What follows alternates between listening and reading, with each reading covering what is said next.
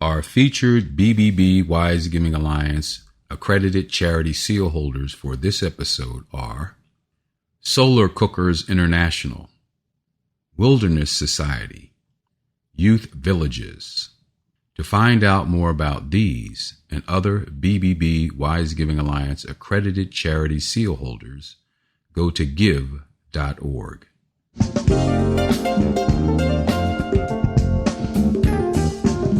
You're listening to the Heart of Giving podcast with Art Taylor, powered by bbbgive.org. Here we explore the motivations that form the basis of giving and service. We inspire generosity and celebrate the transformative effects that giving and service have on the human spirit and on community. The conversations featured on the podcast also uncover giving strategies that educate and provide tools to help listeners make impactful gifts of both their time and money. We hope you enjoy this episode. Welcome to the Heart of Giving podcast, powered by bbbgive.org. Give.org is the nation's standards-based charity evaluator, and it's your one-stop source for information on giving and reports on the most asked about charities. I'm Art Taylor. Well, on the show today, I wanted to spend some time talking about donating things. The show is generally about how we can make great gifts so that we can move our society in the direction that we want it to go through our philanthropy. And it's always important to give money because charitable organizations can use that money in ways that help them further their missions. And so we want to make sure that we're giving money. But I'm often asked about whether people should be giving things to charities. And the answer, of course, is that it depends. Many charities will accept things. That is, it could be your time. It could be items that you have in your home, cars.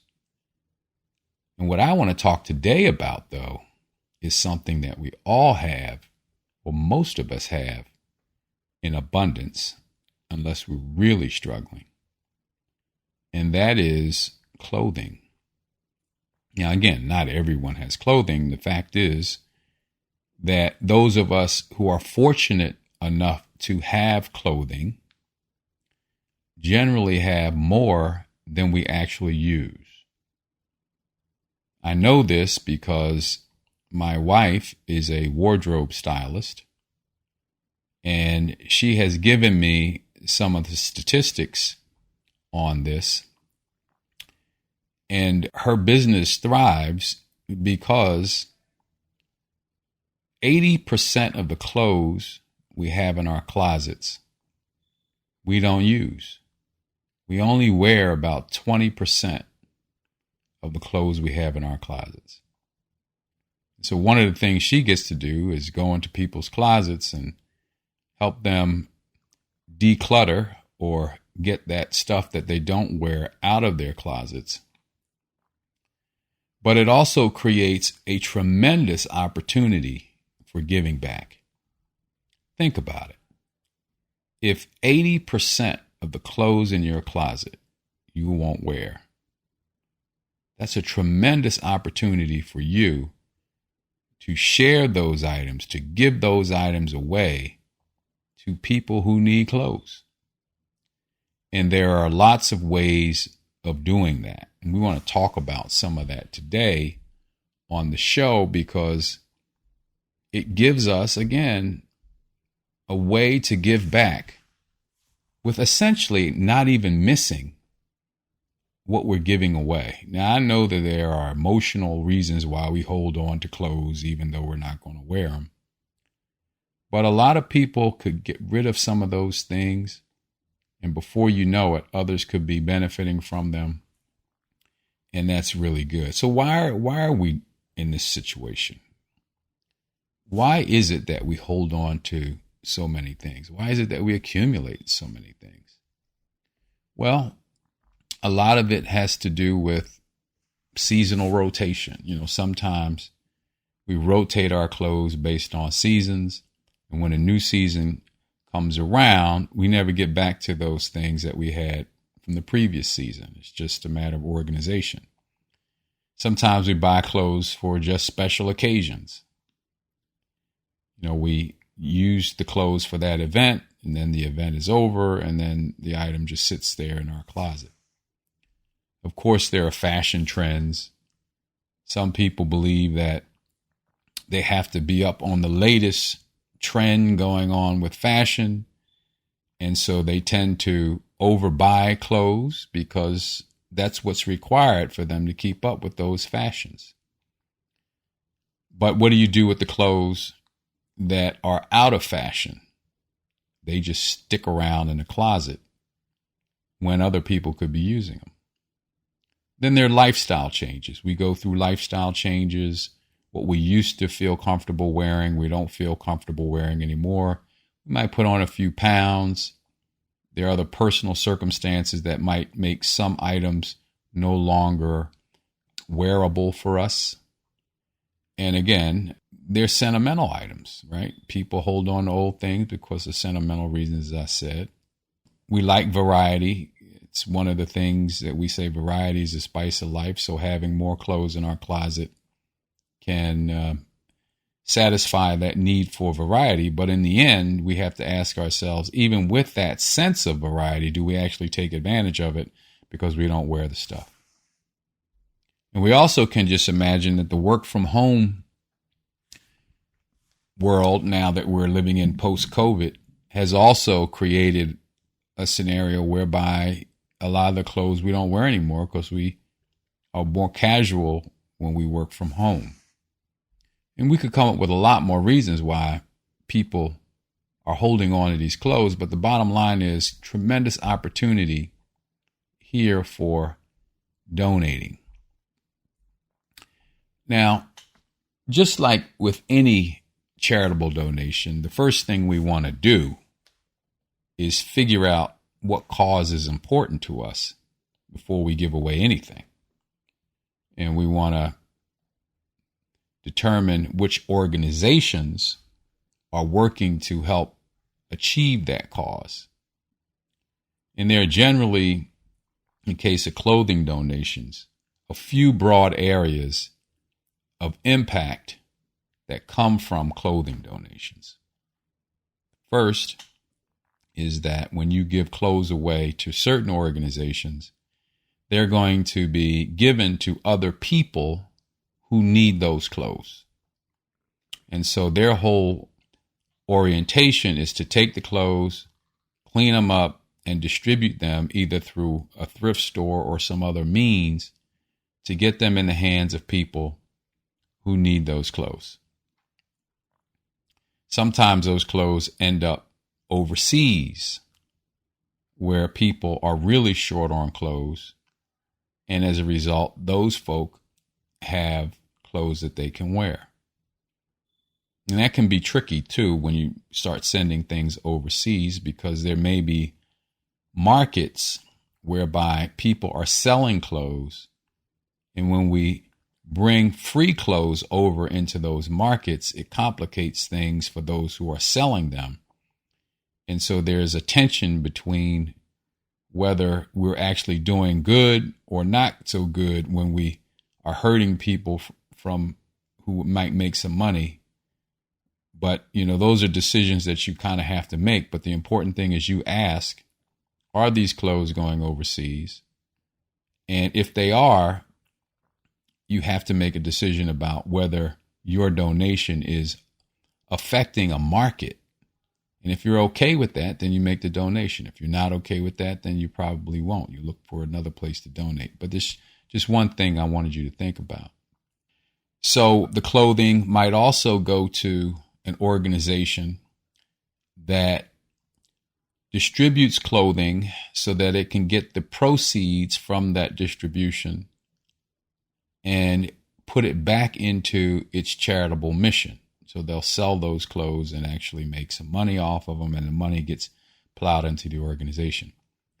Other organizations use the skills of people who might have difficulty finding jobs to operate the business that they're running to distribute those clothes. And those people get a salary and are more productive members of our society as a result of that. So that's another way these clothes are being used.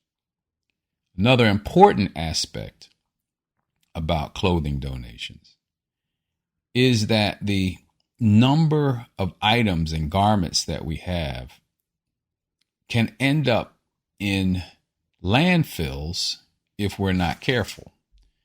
And from what I'm told, that 5% of clothing items end up in landfills. 5%.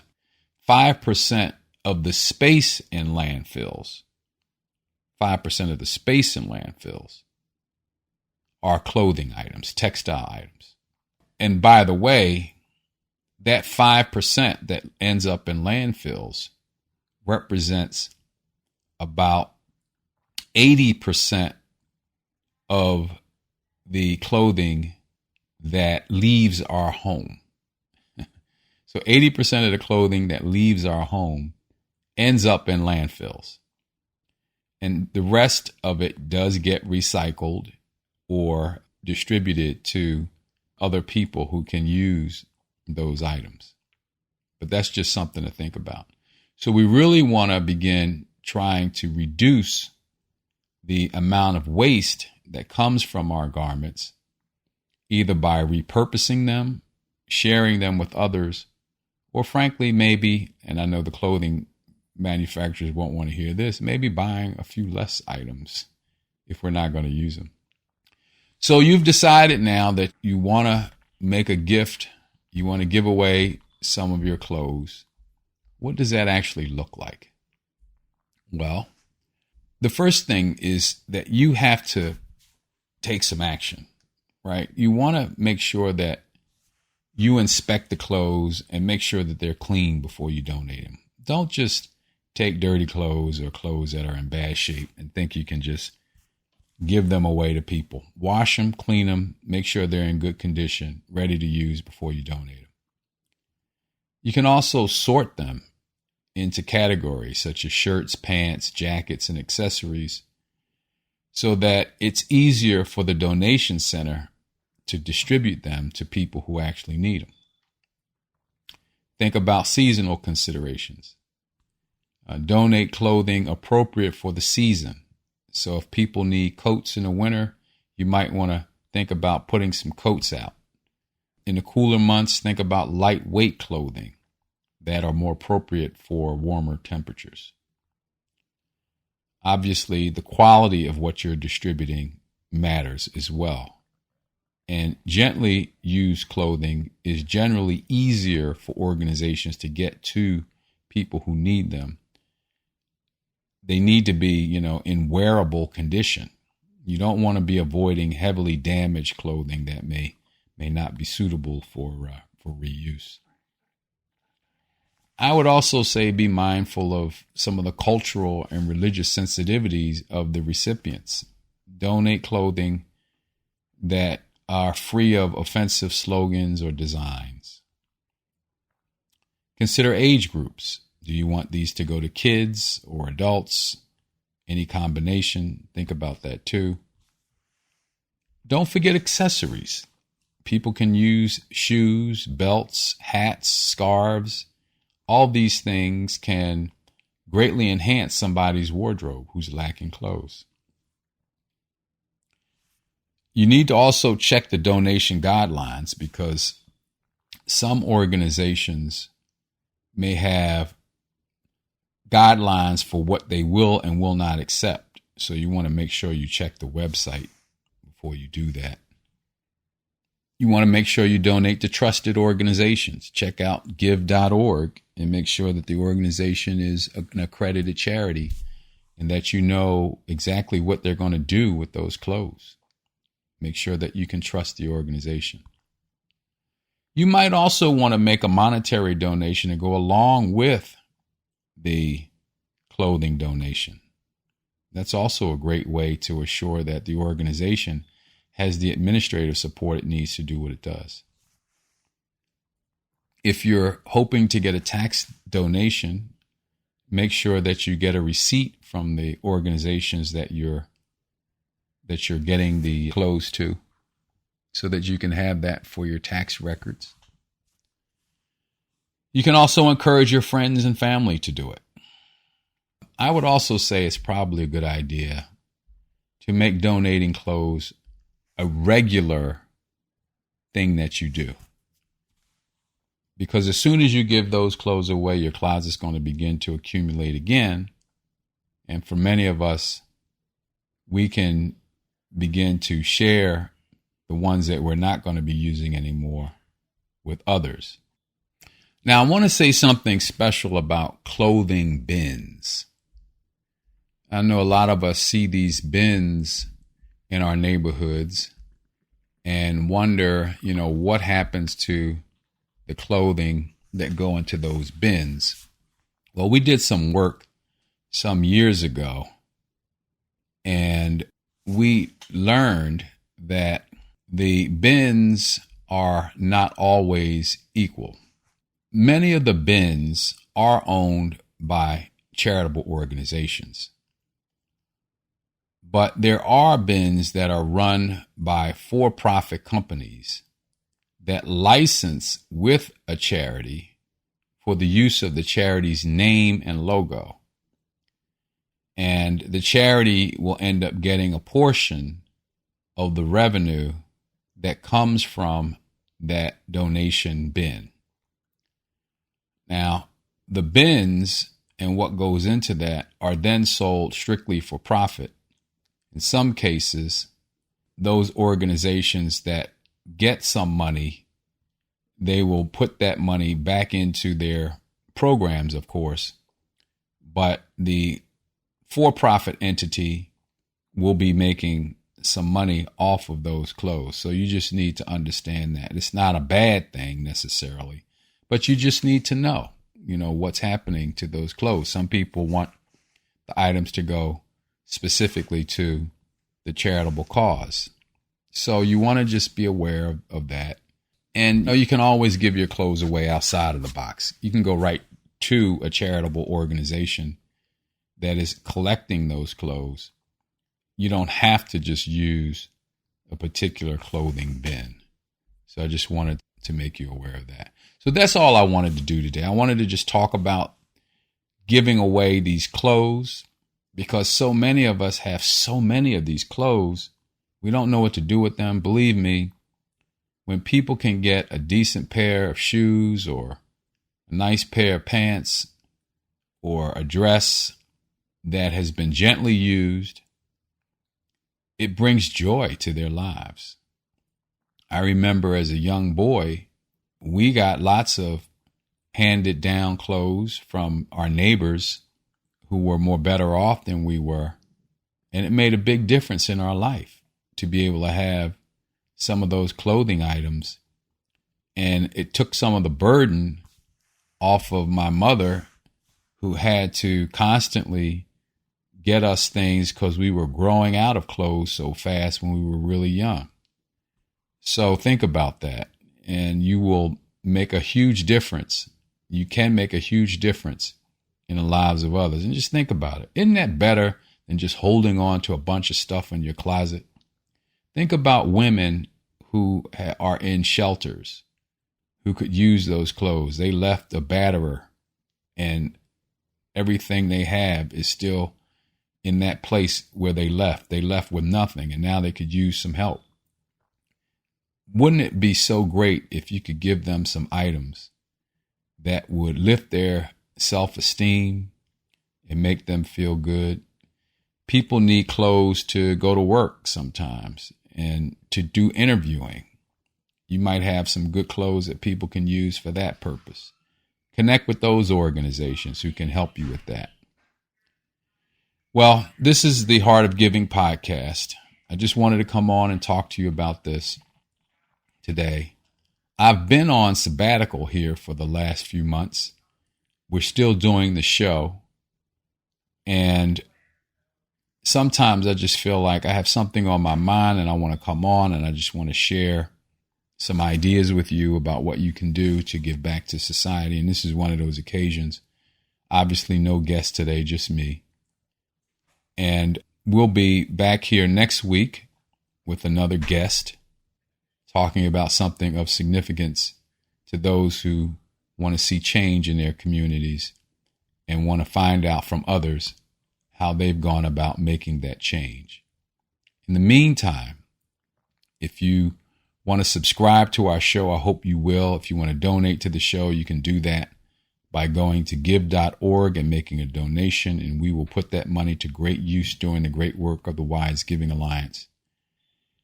And we'll see you right back here next week with another show. Thank you for listening.